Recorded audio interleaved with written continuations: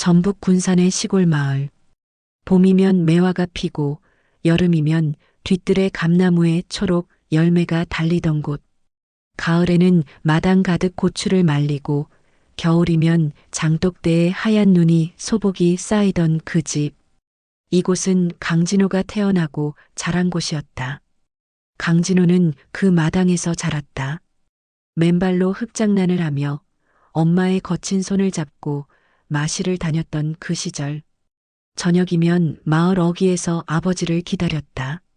논에서 일을 마친 아버지는 해질 무렵 집에 돌아왔다. 진흙 묻은 장화를 벗은 뒤 진호의 머리를 쓰다듬으며 물었다. 우리 진호, 크면 뭐 되고 싶노? 7살 진호는 밝게 웃으며 대답했다. 사장님. 아버지는 허허 웃으며 말했다. 사장님 하려면 공부 열심히 해야지. 어머니는 부엌에서 고무장갑을 끼고 손수 콩나물을 다듬었다. 등 뒤에서 들려오는 라디오 소리, 끓는 된장찌개 냄새. 저녁 식탁에는 늘 따뜻한 밥과 반찬이 차려졌다. 어머니는 항상 자신은 조금만 먹고 진호의 그릇에 반찬을 더 올려놓았다. 그날 밤 진호는 이불 속에서 부모님의 대화를 엿들었다.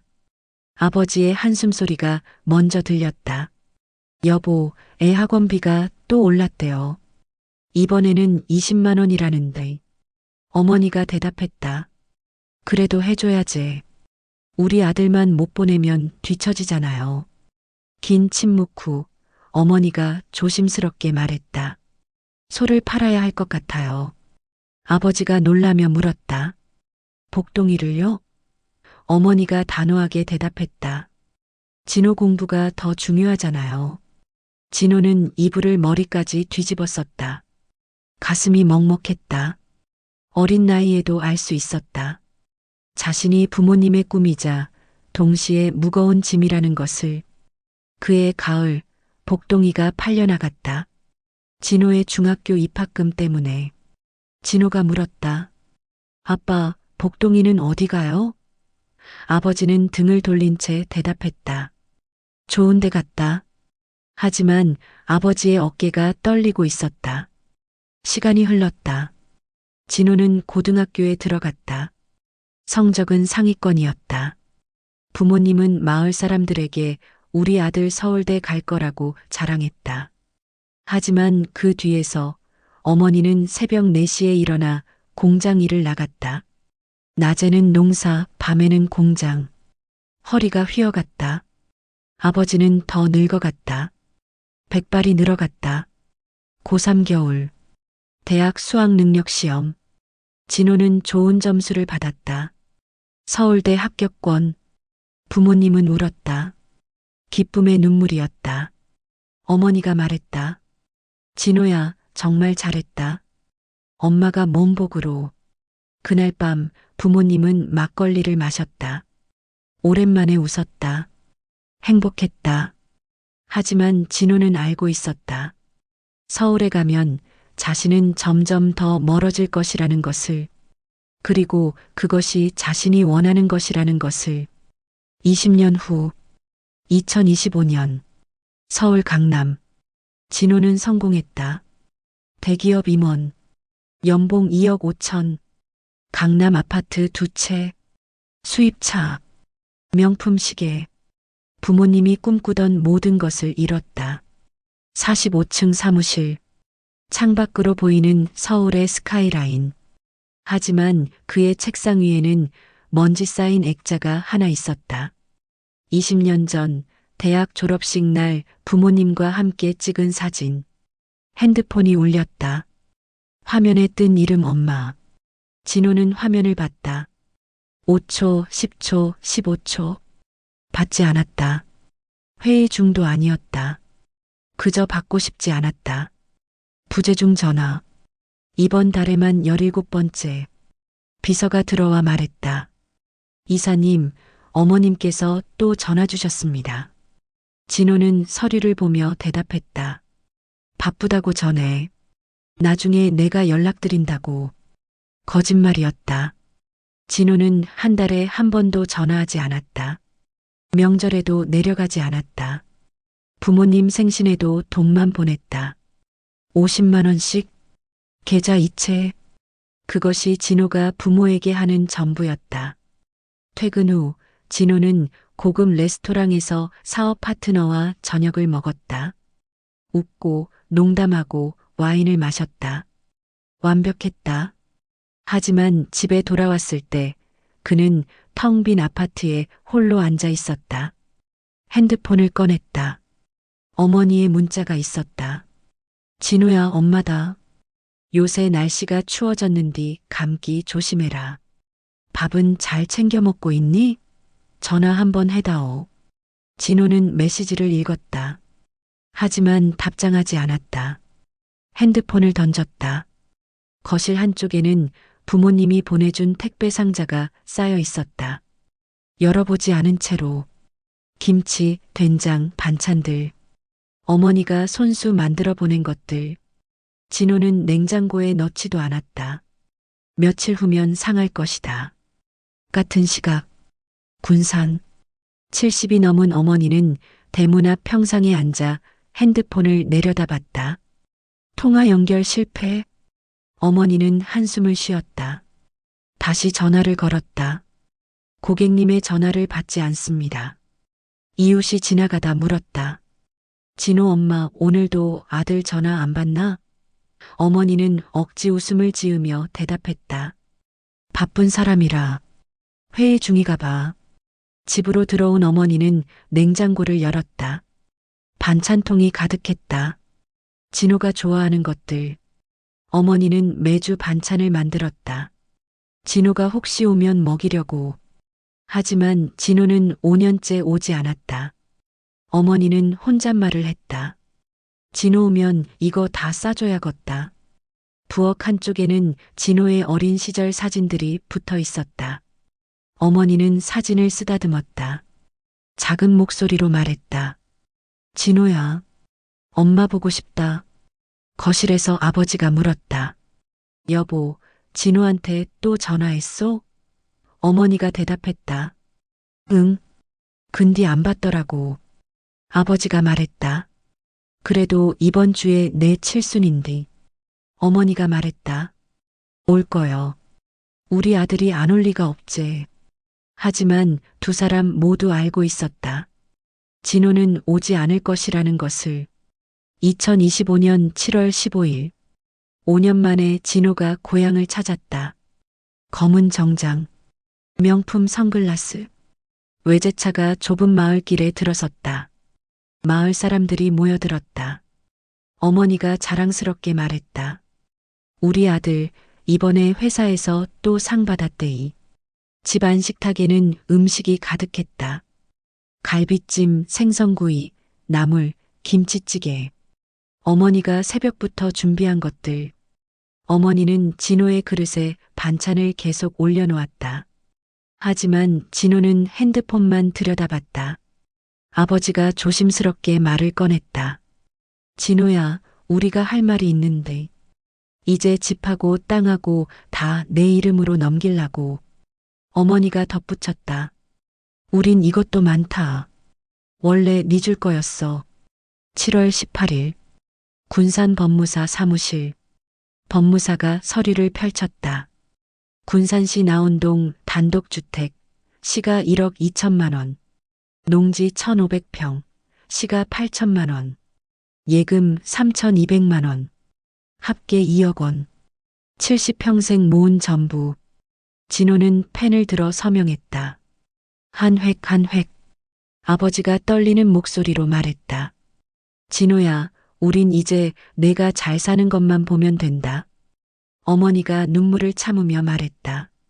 우리 아들 성공했는디 뭐가 더 필요하겠노?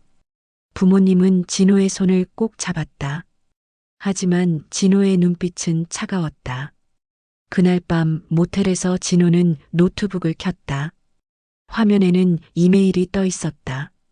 제목 캐나다 영주권 최종 승인 완료. 출국 예정일은 9월 27일. 진호는 창밖을 봤다. 부모님 집 불빛이 희미하게 보였다.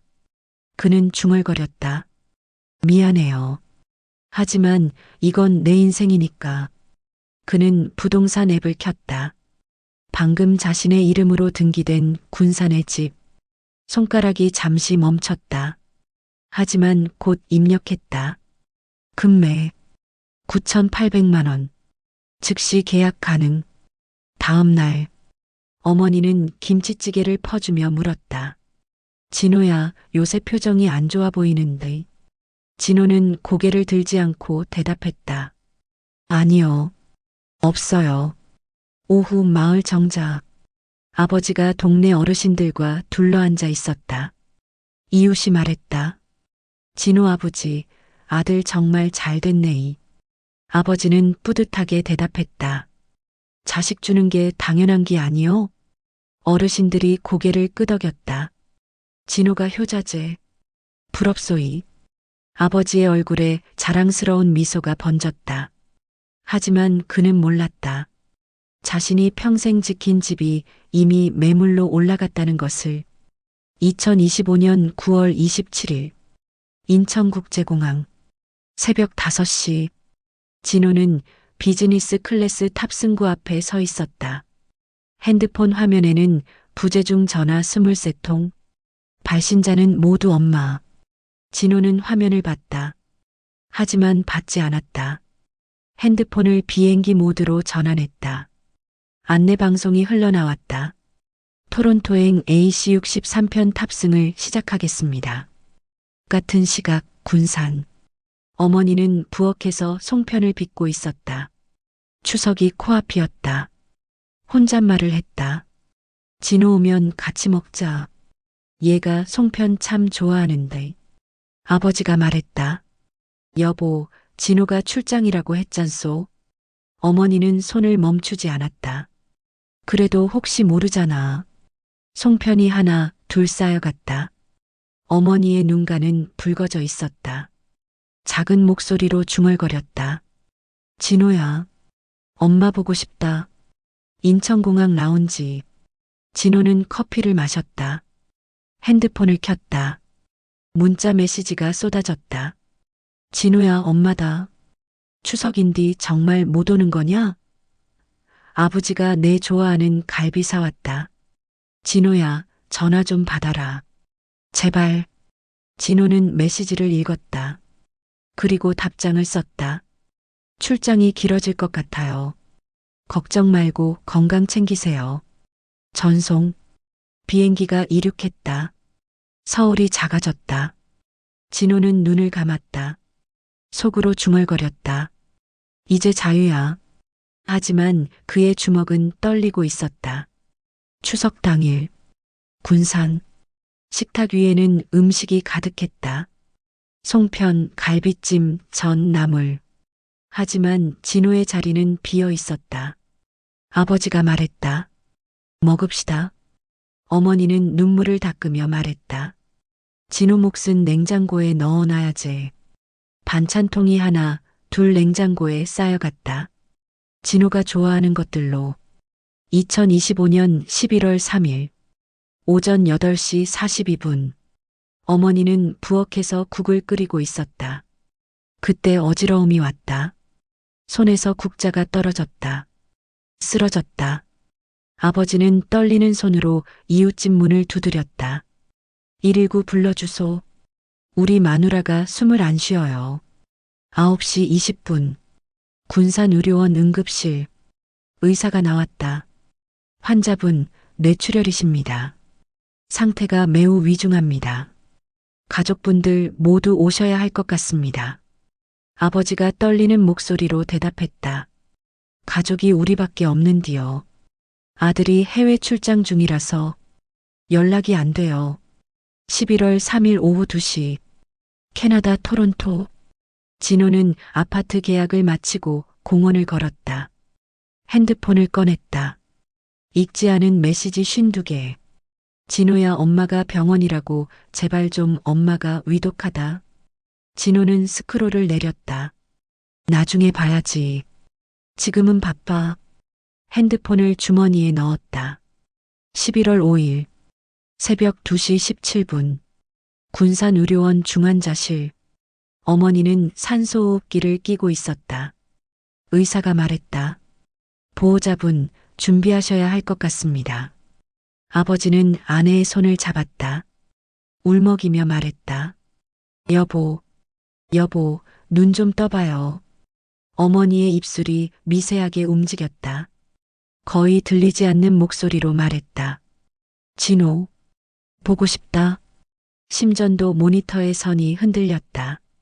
삐삐삐삐삐삐. 평평한 선. 의사가 말했다.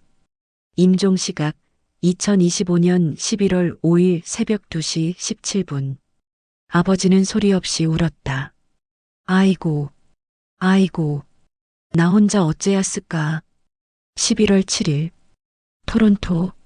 진호는 침대에 누워 노트북을 봤다. 이메일 알림.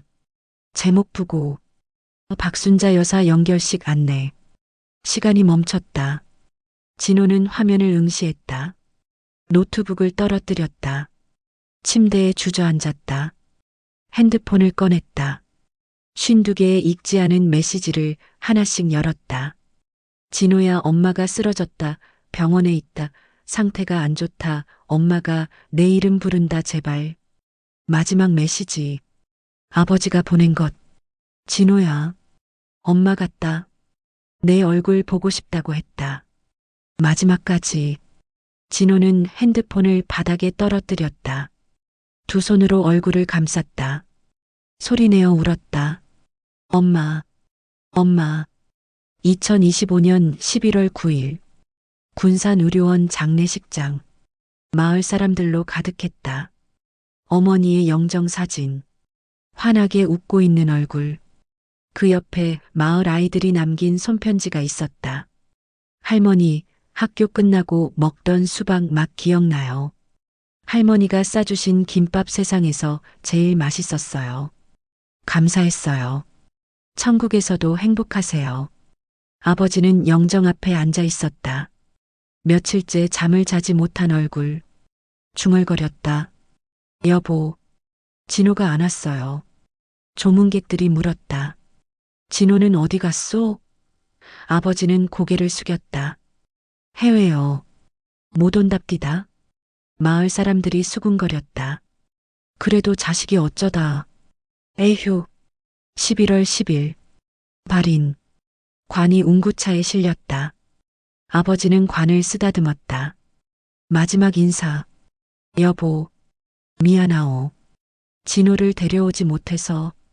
운구차가 출발했다. 아버지는 뒤를 따라 걸었다. 혼자. 같은 시각. 토론토 카페. 진호는 어머니 사진을 스마트폰으로 바라봤다. 손가락이 떨렸다. 눈물이 떨어졌다. 엄마, 나 왜 그랬을까? 대답은 없었다. 진호는 항공권을 검색했다. 토론토에서 인천까지. 하지만 장례식은 이미 끝났다.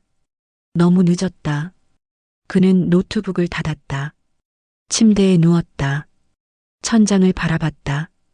핸드폰에서 알림이 울렸다. 아버지가 보낸 음성 메시지. 진호야. 아버지다. 엄마가 네 보고 싶다고 했다. 마지막까지. 네 이름 부르면서 갔다. 진호야, 너 잘 살아라. 그게 엄마 소원이었으니께. 근디. 아버지는 네가 야속하다. 음성이 끊겼다. 아버지의 흐느끼는 소리만 들렸다. 통화 종료. 진호는 핸드폰을 떨어뜨렸다. 무릎을 꿇었다. 소리내어 울었다. 엄마, 아빠, 미안해요. 하지만 그 말은 이미 늦었다. 군산, 빈집.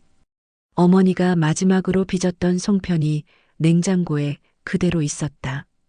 진호를 위해 준비했던 반찬들, 장조림, 깍두기, 모두 그대로였다. 어머니의 방, 침대 옆 서랍에는 일기장이 있었다. 마지막 장에 적힌 글. 2025년 11월 2일. 진호야, 엄마가 많이 아프다. 근디 니한테는 말 안 할라고. 바쁜 사람 괴롭히면 안 되니께. 진호야, 사랑한다. 엄마가 제일 사랑한다. 아버지는 그 일기장을 가슴에 안았다. 울었다. 진호는 토론토에서 울었다. 부모는 자식을 버리지 않았다. 그러나 자식은 부모를 잊었다. 그 잊혀진 마음은 시간이 흐른 뒤 모두 후회라는 이름으로 돌아왔다.